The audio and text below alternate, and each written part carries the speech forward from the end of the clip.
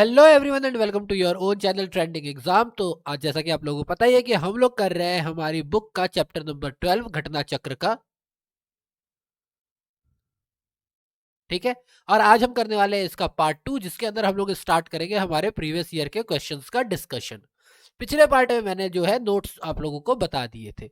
अगर आप लोगों ने अब तक हमारे चैप्टर नंबर 1 से लेकर के चैप्टर नंबर 11 तक के जो कि कंप्लीट कोर्स है अवेलेबल हमारे चैनल पे नहीं देखा है, तो मैं प्ले लिस्ट का लिंक डिस्क्रिप्शन बॉक्स में दे दूंगा, आप वहां से आराम से देख सकते हैं।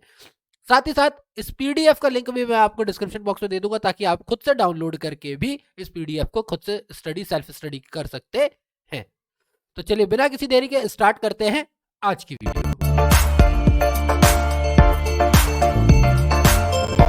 तो आज हम लोग स्टार्ट करने वाले हैं प्रश्न कोश का। ठीक है। सबसे पहला क्वेश्चन जो है वो शुरू करते हैं। लिखा हुआ है, निम्नलिखित समितियों में से किसने मात्र पोषक तत्वों की आवश्यकता के आधार पर गरीबी रेखा का निर्धारण किया था? सिर्फ किसके आधार पर? सिर्फ पोषक तत्वों के आधार पर। तो सिर्फ पोषक तत्वों के आधार पर ये जो अलग समिति है इसने किया था। बाकी इन तीनों समितियों के बारे में हमने पढ़ा था नोट्स के अंदर। अलग समिति एक ऐसी समिति थी जिसके बारे में हमने पढ़ा नहीं था, और बाकी इन तीनों समितियों ने सिर्फ पोषक तत्वों को निर्धारण के लिए नहीं माना था। ठीक है। तो अलग समिति, लकड़वाला समिति, तेंदुलकर समिति और रंगराजन समिति में से अलग समिति वो समिति थी जिसने पोषक तत्वों को आधार माना था। 2020 का क्वेश्चन है, ये लेटेस्ट क्वेश्चन है। भारत आजादी के बाद गरीबी रेखा के निर्धारण की दिशा में प्रथम प्रयास वर्ष 1962 में गठित कार्यदल द्वारा किया गया था। तत्पश्चात 1977 में डॉक्टर वाई के अलग की अध्यक्षता में न्यूनतम आवश्यकता कार्यक्रम और प्रभावी उपभोग मांग पर एक कार्यदल टास्क फोर्स का गठन किया गया। इस कार्यदल ने मात्र पोषक तत्वों की आवश्यकता के आधार पर गरीबी रेखा का निर्धारण किया। कार्यदल द्वारा भारतीय चिकित्सा शोध परिषद के न्यूनतम पोषाहार आवश्यकता रिपोर्ट को ध्यान में रखकर न्यूनतम कैलोरी आवश्यकता को गरीबी रेखा निर्धारण का आधार बनाया गया। इसके अनुसार ग्रामीण क्षेत्र के लिए प्रति व्यक्ति प्रतिदिन 2435 कैलोरी, जिसको लगभग 2400 ही हम लेकर के चलते, जो रियल डेटा है उसके अंदर वो एग्जैक्ट नहीं जाते, रियल 2400 के ही करीब चल रहा है हमारा। और शहरी क्षेत्रों के लिए प्रति 2095 कैलोरी यानी लगभग 2100 कैलोरी प्रतिदिन प्रति व्यक्ति आवश्यक है। जिनका व्यय कैलोरी आवश्यकता की पूर्ति से कम होगा वो गरीबी रेखा के नीचे होंगे। इस मानक पर वर्ष 1973-74 के मूल्य पर ग्रामीण क्षेत्र के लिए 49.09 रुपीज और शहरी क्षेत्र के लिए 56.64 रुपीज प्रति व्यक्ति प्रति माह गरीबी रेखा का निर्धारण हुआ। इसके आधार पर कि इतना खरीदने के लिए कितना पैसा चाहिए, लगभग उस हिसाब से। वहीं पर अगर हम बात करते हैं कि योजना आयोग द्वारा 1989 में जब प्रोफेसर डीटी लकड़वाला की अध्यक्षता के लिए एक विशेषज्ञ दल का गठन किया गया था, जिसने जुलाई 1993 में अपनी रिपोर्ट प्रस्तुत की थी। दिसंबर 2005 में योजना आयोग द्वारा सुरेश डी तेंदुलकर की अध्यक्षता में एक विशेषज्ञ दल तैयार किया। इसने अपनी रिपोर्ट 2009 में प्रस्तुत की और तेंदुलकर समिति की रिपोर्ट की समीक्षा व संशोधन के लिए वर्ष 2012 में पहले तेंदुलकर समिति आई, फिर तेंदुलकर समिति के ही समीक्षा करने के लिए और संशोधन करने के लिए रंगराजन समिति का गठन किया गया और इन्होंने अपनी रिपोर्ट 2014 में सौंपी। ठीक है। क्वेश्चन नंबर 2 की बात करते हैं। भारत में गरीबी के अनुमान हेतु निम्नलिखित में से कौन सी विधियों का प्रयोग किया जा रहा है? ओके। सिर गणना विधि, head count method, head count है, हेड काउंट, कैलोरी ग्रहण, ओके, पारिवारिक उपभोग व्यय, प्रति व्यक्ति आय। तो 2020 का क्वेश्चन है, तो अगर मैं अभी की बात करूं तो अभी के हिसाब से सिर्फ पारिवारिक उपभोग व्यय जो है, फैमिली एक्सपेंडिचर कंजम्पशन जो है, उसको हम लोग क्या कर रहे हैं, गरीबी रेखा के अनुमान के लिए यूज कर रहे हैं। गरीबी के अनुमान के लिए हेड काउंट का इस्तेमाल नहीं कर रहे, कैलोरी का इस्तेमाल नहीं कर रहे हैं और प्रति व्यक्ति का नहीं कर रहे हैं। केवल 3। वर्तमान में गरीबी रेखा का निर्धारण पारिवारिक उपभोग व्यय के आधार पर किया जाता है, जबकि पूर्व में सिर गणना विधि यानी हेड काउंट मेथड, कैलोरी ग्रहण विधि आदि का भी प्रयोग होता था। ज्ञातव्य है कि उत्तर प्रदेश लोक सेवा आयोग ने अपने प्रारंभिक उत्तर पत्रिका में इस प्रश्न का सही उत्तर विकल्प बी माना है। यानी कि जब ये एग्जाम हुआ था यूपीपीसीएस का, तो उन्होंने कहा था कि नहीं, ऐसा नहीं है, हम तीनों मेथड का यूज करते हैं, बस प्रति व्यक्ति आय पर कैपिटा इनकम का यूज नहीं करते, बाकी इन तीनों का यूज करते हैं। पर जो करेक्ट आंसर है वो करंट के लिए पारिवारिक उपभोग व्यय है। Question number 3। 90 के दशक के सरकारी आंकड़ों के अनुसार सामाजिक धार्मिक समूहों में के निम्नलिखित समुदायों में से किस एक में गरीबी का प्रभाव सबसे अधिक है? कौन से क्षेत्र में? केरल, गुजरात, आंध्र प्रदेश के मुसलमानों के बीच, बिहार, उड़ीसा, मध्य प्रदेश और महाराष्ट्र के जनजातीय जन के बीच, पंजाब, पश्चिम उत्तर प्रदेश, उत्तरी राजस्थान और तमिलनाडु की अनुसूचित जातियां, गुजरात, महाराष्ट्र या असम के ईसाई। तो इन सब में से जो गरीबी रेखा का सबसे ज्यादा है वो है बिहार, उड़ीसा, मध्य प्रदेश और महाराष्ट्र के जनजातीय जन। ठीक है, इनको सबसे ज्यादा जो है प्रभावी है, सबसे ज्यादा गरीबी इन्हीं के ऊपर है। 1999 का क्वेश्चन है, भारत के आर्थिक रूप से पिछड़े राज्य बिहार, उड़ीसा, मध्य प्रदेश के साथ साथ महाराष्ट्र के जनजातीय समूहों में 90 के दशक में गरीबी की दर अन्य सामाजिक समूहों की अपेक्षा सर्वाधिक रही। यानी इन इलाकों में सबसे ज्यादा 90 के दशक में क्या रही थी? गरीबी रही थी, पाई गई थी। क्वेश्चन नंबर 4, शहरी क्षेत्रों में गरीबी रेखा से निम्नलिखित से औसतन कम कैलोरी प्रतिदिन प्रति व्यक्ति का मानक है, भारतीय योजना आयोग द्वारा निर्धारित किया गया। क्या बोला है?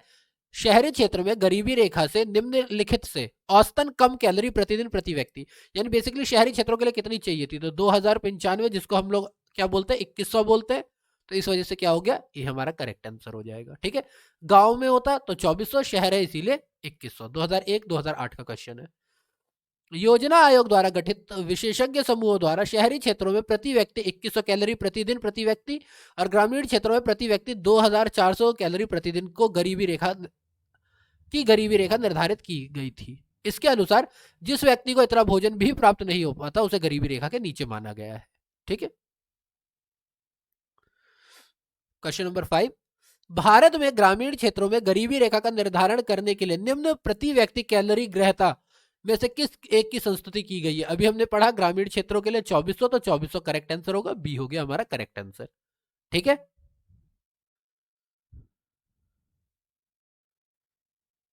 क्वेश्चन नंबर 6, भारत में गरीबी को परिभाषित किया गया है। अब ये लोगों के जीवन स्तर से, परिवार की आय से, कैलोरी प्राप्त होने से या फिर परिवार के सदस्यों की संख्या से। क्योंकि ये 2008 का क्वेश्चन है, 2020 के करीब की अगर हम बात करते तो परिवारों की उपभोग व्यय होता, लेकिन यहाँ तो आय दे रखा है इसीलिए ये क्वेश्चन ऑप्शन भी नहीं है। बच्चे कंफ्यूज किससे होते हैं? परिवार देख करके, लेकिन यहाँ परिवार उपभोग व्यय है, आय की बात नहीं की जा रही है। ठीक है, तो इसलिए करेक्ट आंसर सी होगा, कैलोरी प्राप्त। गांव के लिए 2400, शहर के लिए 2100। क्वेश्चन नंबर 7, भारत में गरीबी रेखा के नीचे के व्यक्तियों को ऐसा इस आधार पर वर्गीकृत किया गया है कि क्या वे न्यूनतम विहित खाद्य सामग्री पाने के हकदार हैं, वे वर्ष में विहित न्यूनतम दिनों के लिए काम करते हैं, वह कृषि श्रमिक परिवारों से और अनुसूचित जनजाति सामाजिक समूह से संबंधित है, उनकी दैनिक मजदूरी विहित न्यूनतम मजदूरी दर से कम होती है। तो मजदूरी दर के हिसाब से हमने नहीं किया है, अनुसूचित जनजातियों के लिए स्पेशली नहीं बनाया है, काम का तो रोजगार से कोई लेना देना ही नहीं है। हम बात कर रहे हैं कि कैलोरी वाला खाना वो खा पाते हैं या नहीं, इसीलिए ये हमारा ए करेक्ट आंसर होगा। ठीक है, क्वेश्चन नंबर 8, भारतीय योजना आयोग के अनुसार निम्नलिखित में से कौन से गरीबी रेखा के लिए सही है? ओके, कौन सा सही है? योजना आयोग के अनुसार नगरीय क्षेत्रों में प्रति व्यक्ति 42 रुपए प्रतिदिन, ग्रामीण क्षेत्रों के लिए प्रति व्यक्ति 26 प्रतिदिन रुपए 26, नगरीय क्षेत्रों के लिए प्रति व्यक्ति 32 रुपए प्रतिदिन, और कहते हैं ग्रामीण क्षेत्रों के लिए प्रति व्यक्ति 32 रुपए प्रतिदिन। ठीक है, तो इसमें से जो है ये तो कभी था ही नहीं, ये तो कभी था ही नहीं, 42 रुपए तो इतना है ही नहीं। और आपको पता है कि ग्रामीण क्षेत्र और नगरीय क्षेत्र में कभी बराबर नहीं हो सकते, इसीलिए ये पॉइंट भी नहीं है। जो पॉइंट है वो ये दोनों सही है कि ग्रामीण क्षेत्रों के लिए 26 रुपए और नगरीय क्षेत्रों के लिए 32 रुपए। 2015 का क्वेश्चन है, तो इस हिसाब से सॉरी सेकंड और थर्ड जो है वो हमारा करेक्ट आंसर होगा। योजना आयोग ने एनएसएसओ के परिवार उपभोक्ता व्यय सर्वेक्षण के आंकड़ों का इस्तेमाल करते हुए तेंदुलकर समिति की सिफारिशों के अनुसार वर्ष 2011-12 में के संबंध में गरीबी अनुपात और गरीबी रेखाओं का अद्यतन बनाया। 22 जुलाई 2013 को वर्ष 2011-12 के संबंध में गरीबी अनुमान जारी किए थे। इसके अनुसार वर्ष 2011-12 में अखिल भारतीय स्तर पर गरीबी रेखा ग्रामीण क्षेत्रों के लिए 816 रुपए प्रति व्यक्ति प्रति माह, जिसका आप अगर प्रति व्यक्ति प्रति माह बोला गया, तो अगर आप डिवाइड करते हैं तो आपका 26 रुपये 32 पैसा रुपया प्रतिदिन आ जाएगा। और शहरी के क्षेत्रों के लिए 1000 रुपये प्रति व्यक्ति प्रति माह बोला था, जिसका एवरेज 32 रुपये 25 पैसे प्रतिदिन प्रति माह आता है। ठीक है, इसीलिए यह अनुमानित है।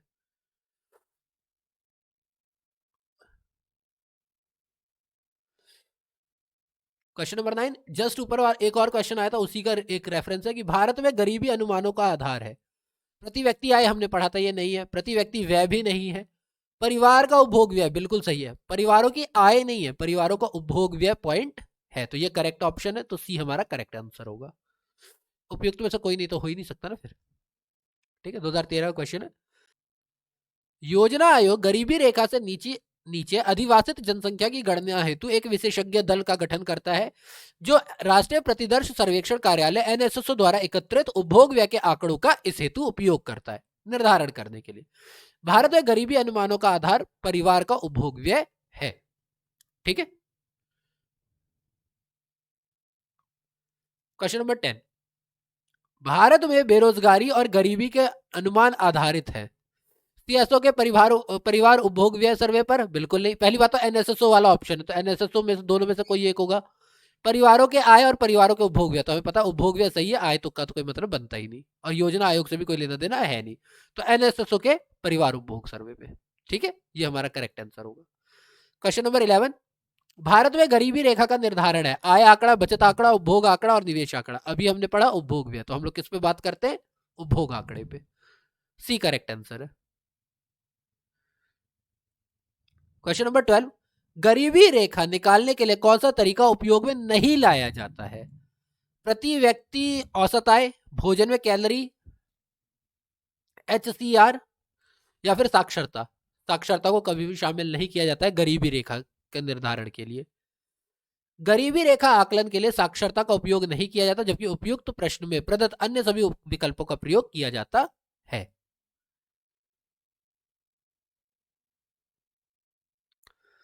क्वेश्चन नंबर 13, भारत में निर्धनता के स्तर का आकलन किया जाता है। निर्धनता यानी गरीबी कैसे किया जाता है? विभिन्न राज्यों के प्रति व्यक्ति आय के आधार पर, परिवार की औसत आय के आधार पर, आय तो है ही नहीं, आय तो वर्ड ही भूल जाओ, परिवार के औसत व्यय के आधार पर। बिल्कुल सही, तब से यही तो बात कर रहे हैं कि परिवार का औसत व्यय, तो देश की मलिन वस्तियों का भी कोई लेना देना है नहीं।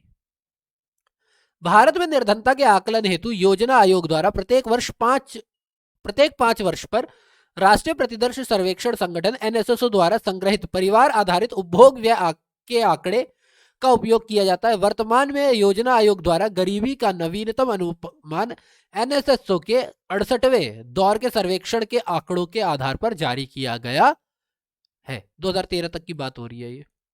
क्लियर? क्वेश्चन नंबर 14, भारत में गरीबी का स्तर कायम किया जाता है इस आधार पर। किस आधार पर? देखो, मैं बिना पढ़े बोलूंगा, सीधा ऑप्शन पे आऊंगा, घरेलू उपभोक्ता के व्यय द्वारा। परिवार बोल लो, ये बोल लो, तो घरेलू उपभोक्ता के व्यय द्वारा, C consumption. Clear? Question number 15, Lorenz curve द्वारा निम्नलिखित में से कौन लॉरेंज वक्र द्वारा मापा जाता है? क्या मापा जाता है? अशिक्षा, बेरोजगारी, जनसंख्या में वृद्धि, या आय में विषमता। तो आय, इसकी जो करेक्ट आंसर है वो आय का विषमता ही है। ऐसा कुछ होता है ये लॉरेंज कर्व, जिसका 0 से लेकर के 1 के बीच में होता है। 0 का मतलब है कि भैया सबके पास बराबर इनकम है, 1 का मतलब है कि भैया एक बहुत अमीर है, एक बहुत गरीब है। ऐसा ही कुछ है, जो हमने पिछली क्लास में नोट्स के अंदर डिस्कस भी किया था। लॉरेंज कर्व का प्रतिपादन अमेरिकी अर्थ सांख्यिकी कार, इकोनॉमिक स्टैटिक वाले जो लोग थे, जो इकोनॉमिक स्टैटिक्स पढ़ते हैं, डॉक्टर मैक्स ओ लॉरेंज ने धन और आय की विषमता का अध्ययन करने के लिए किया था। ठीक है, उनके नाम पर ही इसे लॉरेंज वक्र कहते हैं। इस वक्र का उपयोग आय, धन, मजदूरी, लाभ, पूंजी तथा उत्पादन आदि के वितरण का अध्ययन करने के लिए भी किया जाता है। लॉरेंज वक्र समान वितरण रेखा से वास्तविक वितरण के विचलन का बिंदु रेखीय माप है। एक ऐसा होता है, मतलब ये देखना है कि ये लाइन है, इस लाइन के हम कितने पास हैं, या इस लाइन से हम कितने दूर है। थोड़ा ज्यादा हो गया, ये देखना होता है बेसिकली। ये बना रहा हूं इस वजह से हो नहीं पा रहा है, पर बेसिकली ऐसा समझ लो कि ये इतना दूर है या इतना दूर है। ठीक है, यह समान वितरण रेखा लाइन ऑफ इक्वल डिस्ट्रीब्यूशन के जितना पास होगा, देख रहे हो दो है तो इसमें से ये वाली कंडीशन ज्यादा अच्छी होगी, ये वाली ज्यादा अच्छी होगी, उस श्रेणी का अपीकरण की मात्रा या आय की विषमता उतनी ही कम होगी, अर्थात वितरण में उतनी ही कम असमानता पाई जाएगी। इसके विपरीत लॉरेंज वक्र समान वितरण रेखा से जितना दूर होगा, श्रेणी में अपीकरण की मात्रा उतनी ही अधिक होगी, यानी कि देश में उतना ही अमीर गरीब का फर्क होगा।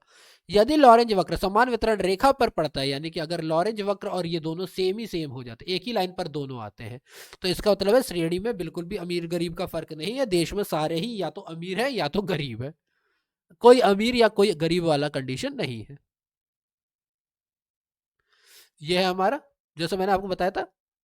देखो अगर मैं इसे बात करता हूं तो रेड वाली और ब्लैक वाली में से ब्लैक वाली कंडीशन ज्यादा अच्छी है। ठीक है, क्वेश्चन नंबर 16, आय का वितरण मापा जाता है किससे? फिलिप कर्व से, लॉरेंज वक्र से, मार्शियन वक्र से या लॉफर? तो आय का वितरण जो होता है, आय का वितरण और आय प्राप्तकर्ताओं की संचयी जो भी है हमारे कुल आय और कुल प्राप्तकर्ताओं का, ये किससे नापा जाता है? लॉरेंज वक्र से, हमने जो ऊपर अभी पढ़ा भी है। क्वेश्चन नंबर 17, गरीबी की संस्कृति का विचार प्रस्तुत किया गया, ऑस्कर लुइस द्वारा, गुन्नार मिर्डल द्वारा, आशीष बोस द्वारा या अमर्त्य सेन द्वारा? तो ये गरीबी की संस्कृति जो है ये ऑस्कर लुइस द्वारा जो है लाया गया था, कि आपका कल्चर ऑफ पॉवर्टी जो है बोला जाता है। 2020 का क्वेश्चन, काफी अच्छा क्वेश्चन है और करंट क्वेश्चन है। निर्धनता की संस्कृति, कल्चर ऑफ पॉवर्टी की अवधारणा को अमेरिकी नृविज्ञानी ऑस्कर लुइस, नृविज्ञानी होगा ना, नृविज्ञानी, नृविज्ञानी गृह, हाँ नृविज्ञानी ऑस्कर लुइस द्वारा प्रस्तुत किया गया था। इस अवधारणा के अनुसार आर्थिक परिवर्तनों के बावजूद निर्धन लोग अपनी संस्कृति के प्रभाव के कारण ही निर्धन बने रहते हैं और उनकी अपनी संस्कृति उन्हें निर्धनता से ऊपर उठने हेतु प्रोत्साहित नहीं करती। बेसिकली इनका यह कहना था कि तुम गरीब के हाथ में सोने का कटोरा भी पकड़ा दो फिर भी वो भीख ही मांगेगा। बेसिकली ये बात बोलना चाहते हैं। ठीक है, ये था इनके बोलने का लाइन। क्वेश्चन नंबर 18, निर्धनता का दुष्चक्र यह अवधारणा किससे संबंधित है? कार्ल मार्क्स से, नर्से से, एडम स्मिथ से या फिर उपयुक्त में से कोई नहीं? तो नकर से होगा ना, नकर से, हाँ नकर से होगा, ये क और र दोनों मिल जाएंगे, क भी आधा और र भी आधा है, तो नकर से, ये है करेक्ट आंसर बी। ये तो मुझे भी नहीं पता था, सीरियसली ये तो मुझे भी नहीं पता, नकर से, ये तो मुझे भी नहीं पता था।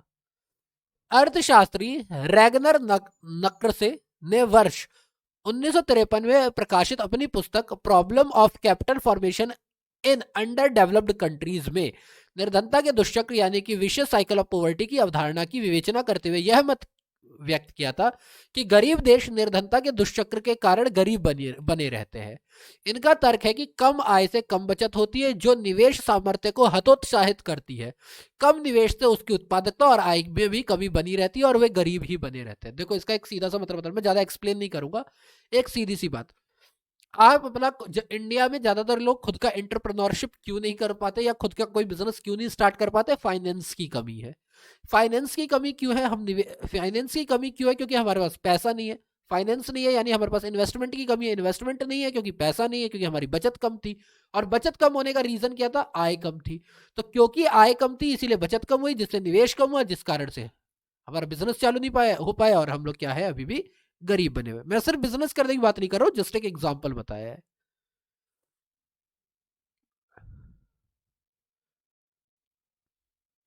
क्वेश्चन नंबर 19, निम्नलिखित में से कौन भारत में गरीबी रेखा का निर्धारण करता है? केंद्रीय मंत्रिमंडल, लोकसभा, राज्यसभा या योजना आयोग, अब नीति आयोग? तो सीधी सी बात, ये करता है। केंद्रीय मंत्रिमंडल, लोकसभा, राज्यसभा का कोई मतलब नहीं है गरीबी रेखा से, कोई लेना देना नहीं है उनका। 2018 का क्वेश्चन है, भारत में योजना आयोग राष्ट्रीय एवं राज्य स्तर पर निर्धनता रेखा के निर्धारण हेतु नोडल एजेंसी थी, भारत में योजना आयोग जो थी। लेकिन वर्तमान में 1 जनवरी 2015 के बाद योजना आयोग के स्थान पर नीति आयोग को ले आया गया है। तो अब नीति आयोग जो है वो गरीबी रेखा के निर्धारण का काम करती है।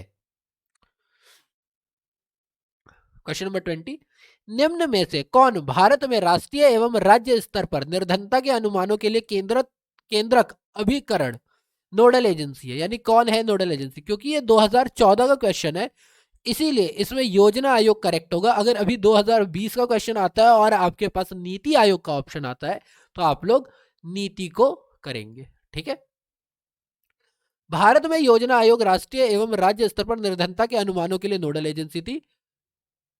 वर्तमान में नीति आयोग ने योजना आयोग को प्रतिस्थापित कर दिया है। क्वेश्चन नंबर 21, निम्न में से कौन सी समिति भारत में निर्धनता के अनुमानों से संबंधित रही है? यानी इनमें से कौन है जो भारत में निर्धनता का अनुमान लगाती है? विजय केलकर समिति, सुरेश तेंदुलकर समिति, एसपी गुप्ता समिति या फिर लकड़वाला समिति? तो अगर मैं इसमें से बात करूं तो हमने जो पीछे नोट्स पढ़े हैं या जो पहला पहला क्वेश्चन भी था उसके अंदर भी हमने इन दोनों को ही देखा है कि तेंदुलकर समिति और लकड़वाला समिति दोनों के दोनों ही आए थे गरीबी निर्धनता के अनुमान के लिए। तो दोनों ही करेक्ट आंसर है, तो इसलिए आई डोंट नो इसका क्या करेक्ट आंसर होगा। तो यही बात इसी वजह से यहाँ पर स्टार भी है। सुरेश तेंदुलकर समिति और लकड़वाला समिति दोनों ही भारतीय निर्धनता के अनुमानों से संबंधित रही है, अर्थात बी और डी दोनों सही है। क्वेश्चन नंबर 22, निम्नलिखित में से किस समिति की संस्तुतियों के आधार पर भारत में गरीबी रेखा का आकलन किया गया? दर समिति, लकड़वाला समिति, चलैया समिति या चक्रवर्ती समिति? देखो ऐसे तो समिति समिति बहुत सारे पढ़ोगे तो आप लोगों को बहुत ज्यादा दिक्कत होगी ही होगी, बट बेसिकली आपको भी पता है कि आपको ले दे करके चार समितियां जो है गरीबी से रिलेटेड चार समितियां याद रखनी है, जिनमें से एक थी हमारी लकड़वाला समिति, एक तेंदुलकर समिति है, एक अघन समिति है और एक रंगराजन समिति है। तेंदुलकर समिति के लिए रंगराजन समिति का किया गया था। ठीक है, तो लकड़वाला समिति। छठी पंचवर्षीय योजना के समय से ही योजना आयोग द्वारा राष्ट्रीय एवं राज्य स्तर पर गरीबी का निर्धारण किया जा रहा है। भारत में गरीबी का अनुमान एवं गरीबी के अनुमान की प्रविधि के निर्धारण हेतु समय समय पर अनेक समितियों का गठन किया जा रहा है गया है। इन समितियों में जो मेन जो है वो कौन कौन सी है? अलग समिति 1977, लकड़वाला 1989, तेंदुलकर समिति 2005 और इसी के लिए सी रंगराजन 2012। क्वेश्चन नंबर 23, किसी दिए गए वर्ष में भारत में कुछ राज्यों में आधिकारिक गरीबी रेखाएं अन्य राज्यों की तुलना उच्चतर है, क्योंकि? यानी कुछ राज्यों में गरीबी ज्यादा है, कुछ राज्यों में कम है, क्यों? गरीबी की दर अलग अलग राज्यों में अलग अलग होती है, कीमत स्तर अलग अलग राज्य में अलग अलग होता है, सकल राज्य उत्पाद अलग अलग राज्यों में अलग अलग होता है और सार्वजनिक वितरण की गुणवत्ता अलग अलग राज्यों में अलग अलग होती है। देखो हम लोग गरीबी का निर्धारण जो है ना वो वैसे भी किसके आधार पर करते हैं? लोग कितना खर्च कर रहे हैं व्यय के आधार पर। तो वो रीजन यही है क्योंकि कीमत स्तर जो है वो अलग अलग राज्यों में अलग अलग होता है, इस वजह से ये दिक्कत होती है। काफी अच्छा क्वेश्चन है 2019 का। वर्ष 2005 में गठित सुरेश तेंदुलकर समिति ने गरीबी के निर्धारण के लिए आवश्यक उपभोग वस्तुओं एवं सेवाओं की एक सूची तैयार की। प्रत्येक राज्य में शहरी और ग्रामीण उपभोक्ता के उन वस्तुओं और सेवाओं पर होने वाले व्यय के आधार पर प्रत्येक राज्य के लिए गरीबी रेखा का निर्धारण किया। अलग अलग राज्यों में विभिन्न वस्तुओं तथा सेवाओं के मूल्यों के अंतर से राज्य की मानक गरीबी रेखाओं में अंतर पाया गया है। ठीक है, कहीं पर कोई चीज बहुत सस्ती मिलती है, कहीं पर वही चीज बहुत महंगी मिलती है। क्वेश्चन नंबर 24, तेंदुलकर समिति ने भारत में गरीबी रेखा के नीचे की जनसंख्या का निम्न में से कौन सा अनुपात आलंकित किया है? तेंदुलकर समिति ने कौन सी चीज बताई? 2013 और 2012 दोनों में ही आया था, तो जो वो लेकर के आए थे वो थे 37.2। ठीक है, जनसंख्या जो बताई थी उन्होंने 37.2 के करीब जनसंख्या जो है वो गरीबी रेखा के नीचे है। तेंदुलकर समिति ने वर्ष 2004-5 में भारत में गरीबी रेखा के नीचे की जनसंख्या का प्रतिशत 37.2 आकलित किया था। योजना आयोग के नवीनतम आंकड़ों के अनुसार यह दर वर्ष 2011-12 की तेंदुलकर प्रावधि के अनुसार 21.9% है। और इसीलिए जो हम पिछला चैप्टर पढ़ रहे थे उसमें हमने बोला था कि गरीबी का कोई ढंग का अनुमान हमारे देश में अभी तक है नहीं। क्वेश्चन नंबर 35, गरीबी रेखा से नीचे जीवन यापन करने वाले जनसंख्या के अनुमान के नए मानक आधारित करने के लिए भारत सरकार ने एक समिति की गठित की थी। निम्न में से वो कौन सी समिति थी? ठीक है, कौन सी समिति थी? 2013 का क्वेश्चन है। तो अगर मैं बात करूं कि एक नए धारक में, तो अगर आप यहां पर नाम पढ़ते हैं निर्मला देशपांडे, वी सिद्धार्थ, सुरेश तेंदुलकर और जी प्रोफेसर जानकी रमन, इन चारों में से आप देखोगे तो आपको एक ही नाम पता है जो कि 2005 की कमेटी थी। कौन सी? सुरेश तेंदुलकर कमेटी। जो चार कमेटी है वो आपको मेनली इस चैप्टर के बारे में पता होनी चाहिए। गरीबी रेखा से नीचे जीवन यापन करने वाली जनसंख्या के अनुमान के लिए नए मानक आधारित करने के लिए भारत सरकार ने वर्ष 2005 में जो समिति गठित की थी वो थी उसके अध्यक्ष कौन थे? सुरेश तेंदुलकर। तेंदुलकर कमेटी समिति थी ना वो। क्वेश्चन नंबर 26, भारत में नगरीय क्षेत्रों में बीपीएल परिवारों, बिलो पॉवर्टी लाइन, बीपीएल परिवारों की पहचान के लिए निम्नलिखित में से कौन सी समिति गठित की गई थी? तेंदुलकर समिति, सक्सेना समिति, लकड़वाला समिति या हमीश समिति? बीपीएल परिवारों की पहचान के लिए, गरीबी की निर्धारण के लिए नहीं, गरीब परिवारों की पहचान के लिए फर्क है। ठीक है, तो इसके लिए जो थी वो हाशिम समिति जो थी वो थी 2018 का क्वेश्चन, हाशिम समिति मेन थी, इसमें वर्क कर रही थी। शहरी क्षेत्रों में रहने वाले गरीबों की पहचान हेतु विशेषज्ञ समिति का गठन प्रोफेसर आर एस हाशिम की अध्यक्षता में किया गया, जिसने अपनी रिपोर्ट दिसंबर 2012 में प्रस्तुत की। समिति के अनुसार शहरी क्षेत्रों की पहचान 3 प्रकार की कमजोरियों, वल्नरेबिलिटी के आधार पर की जा सकती थी, जो निम्न है। पहली बात आवासीय कमजोरी, दूसरा सामाजिक कमजोरी और तीसरा पेशाजनक कमजोरी। ठीक, क्वेश्चन नंबर 27, गरीबी रेखा के नीचे के लोगों को एक अभिज्ञित समूहों के रूप में मानने की आवश्यकता है कि एक अलग समूह है, ये मानने की आवश्यकता है। कारण, इसके कार्यक्रम अभिकरणों को लक्षित करने में सहूलियत होती है कि अगर आप इससे क्या करोगे, एक अलग ही मान लोगे, इन्हें एक अलग ही ग्रुप मान लोगे, तो आप ज्यादा अच्छे से क्या कर पाओगे, रूल्स बना पाओगे। तो सही बात है, दोनों ही बातें सही है, और यही इसकी एक्सप्लेनेशन भी देखो इसी बात को कि भाई आवश्यकता है, क्यों आवश्यकता है, क्योंकि इससे सहूलियत मिलती है।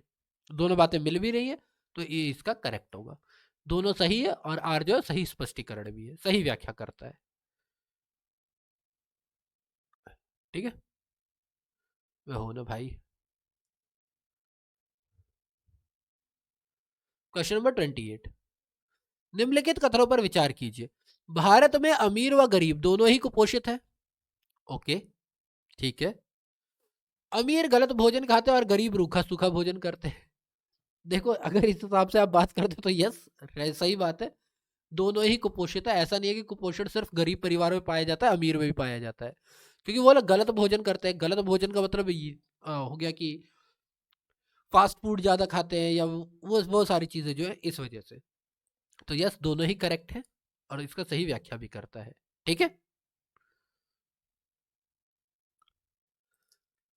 भारत में अमीर और गरीब दोनों ही कुपोषित है, क्योंकि गरीबों के पास पोषण प्राप्त करने के लिए बहुत सीमित विकल्प है, जबकि अमीर अतिशय खान पान या अस्वास्थ्यकारक खाद्य का सेवन करते हैं। अतः भारत में कुपोषण के संदर्भ में कथन और कारण दोनों सही है, तथा कारण कथन की सही व्याख्या करता है। क्वेश्चन नंबर 29, योजना आयोग द्वारा अप्रैल 2011 में प्रसारित आंकड़ों के अनुसार भारत में 2009-10 में गरीबी का प्रतिशत घटकर हो गया था, कितना रह गया था? 2011 का क्वेश्चन है, उस टाइम के हिसाब से अगर मैं बात करूं तो पहले ज्यादा था, बाद में कितना रह गया था? 32%। ठीक है,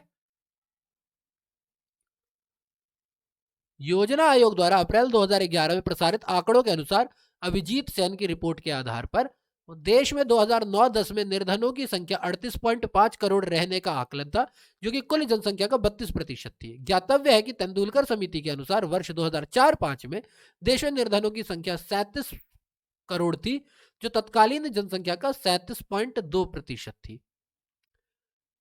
हमारी जनसंख्या बढ़ी है, इस वजह से परसेंटेज घटी है। गरीबी के नीचे रहने वाले लोगों की संख्या एक्चुअली घटी है, परसेंटेज वाइज घटी है, क्योंकि हमारे देश की जनसंख्या बढ़ गई थी।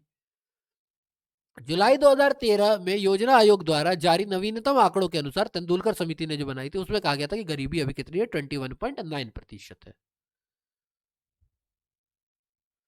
क्वेश्चन नंबर 30, 5 वर्ष पूर्व भारत में गरीबी का प्रतिशत 37.2% पाया गया था। योजना आयोग द्वारा अप्रैल 2011 में प्रसारित आंकड़ों के अनुसार गरीबी का प्रतिशत 2009-10 में कम होकर कितना रह गया था? 32%। सीधी बात है, अभी पढ़ा है, क्यों दिमाग लगाऊं।